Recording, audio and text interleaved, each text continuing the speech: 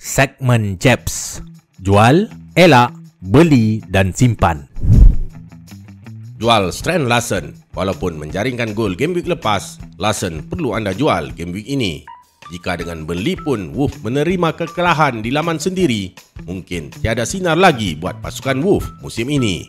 Walaupun penggalas tugasan penalti, adalah lebih baik anda membawa masuk pemain seperti Welbeck yang bakal mendapat jadual mudah sehingga game week 15. Jangan disalah erti, Larsen ialah aset yang baik. Cuma prestasi pasukan Wolf itu sendiri yang merisaukan akan memberi kesan negatif kepada beliau. Jual juga Dorgu. Selepas mendapat ramuan kemenangan, Amorim kekal menggunakan kesebelasan utama yang sama di dalam 3 perlawanan. Ahmad bermain di pertahanan sayap kanan, manakala Dalot bermain di pertahanan sayap kiri. Dorgu hanya membawakan satu mata sahaja, kebanyakannya dengan hanya penampilan super sub.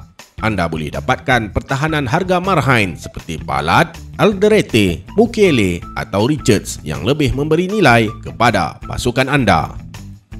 Tips kontroversi game week ini, elakkan membeli Bryan Mbeumo. Ya, selepas konsisten dengan prestasi terbaik beberapa game week lepas, mungkin hamba ulang, mungkin game week ini ialah pengakhiran sementara prestasi beliau sebelum cemerlang semula pada game week 12. Beraksi di laman sendiri sudah pasti tidak semudah bermain di laman lawan. Game week ini, United bakal berhadapan pertahanan Forest dengan taktikal Sondice. Kali terakhir Sondice mengendali pasukan di laman sendiri, beliau telah merekodkan rekod tanpa bolos ketika berhadapan FC Porto beberapa minggu lepas. Bagi hamba, Mbeumo ialah calon don't buy don't sell game week ini. Elakkan juga membeli Matty Cash. 15 poin game week lepas perlu anda lupakan. Game week ini, Cash bakal bertandang ke Anfield. Villa hanya merekodkan satu kali rekod tanpa bolos sejak game week 4. Walaupun Liverpool dalam krisis prestasi, bermain di Anfield pasti memberikan kelebihan kepada anak-anak buah Slot. Ini tidak baik untuk barisan pertahanan pelawat. Peluang untuk Cash mendapatkan mata tanpa bolos sangat malap game week ini. Lebih-lebih lagi ketika Liverpool sedang mencari kemenangan Liga pertama setelah 4 kekalahan Liga berturut-turut. Beli Mateta. Dari segi stats, Mateta ialah pemain yang beraksi di bawah par. Jika beliau menyudahkan peluang gol yang beliau dapati, ada kemungkinan beliau searas dengan jumlah jaringan Erling Haaland setakat ini. Game week ini, Mateta bakal melayan kunjungan pertahanan Brentford. Dalam 9 perlawanan, Brentford hanya mencatatkan 2 kali rekod tanpa bolos. Ini ialah peluang untuk barisan serangan Palace mendapatkan gol. Dengan tugasan penalti, Mateta lebih mengujakan game week ini. Jika Mateta terlalu mahal buat pasukan anda, Danny Welbeck ialah jawapannya. Dengan harga 6.4 juta pound sahaja, anda boleh dapatkan aset serangan Brighton yang menggalas tugasan penalti.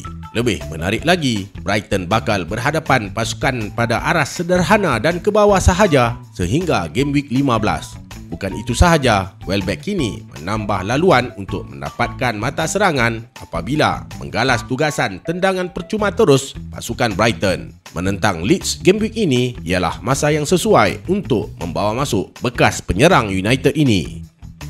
Simpan penyerang kebangsaan Jerman ini, Walter Made telah ketum game week lepas. Walaupun Newcastle menang 2-1 ke atas Fulham, tetapi Walter Made tidak terlibat di dalam kedua-dua gol tersebut. Walaupun Fulham tanpa Anderson, Walter Made masih kebuntuan gol. Game week ini, Newcastle bakal bertandang ke Upton Park. Dengan Nuno sedang mencari ramuan formasi yang sesuai untuk pemain-pemain West Ham, berhadapan mereka game week ini boleh membawa manfaat. Dalam 9 game week, West Ham hanya merekodkan 1 kali sahaja rekod tanpa bolos. Oleh itu, simpan Walter Made. Simpan Cody Gakpo. Ya, amat memerikkan menjadi pemilik Gakpo musim ini. Prestasi beliau dilihat agak tidak konsisten. Ada pasang, ada surutnya. Gakpo juga sering menjadi mangsa rotasi slot. Ini amat tidak baik untuk dijadikan aset FPL. Sejak game week 1, Gakpo hanya merekodkan 4 kali sahaja rekod mata serangan. Namun, bermain di laman sendiri serta berhadapan pasukan Villa mungkin boleh membawakan anda senyuman game week ini. Segmen Maulana.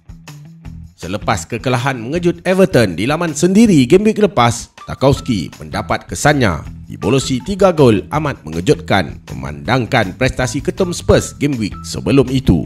Tarkowski amat menyedihkan. Level pilihan hamba bertaraf. Maulana Ketum. Maulana hadir dengan Gabriel game week ini. Dengan kelebihan Arsenal menggunakan situasi bola mati untuk mendapatkan kemenangan, Gabriel bakal mendapat kelebihan. 1 gol, 2 mata Defcon dan mata clean sheet menjadi taruhan hamba game week ini. Pemain pilihan rakan FPL. Berikut adalah pasukan pilihan rakan FPL game week lepas. Level pilihan ini bertaraf ke laut.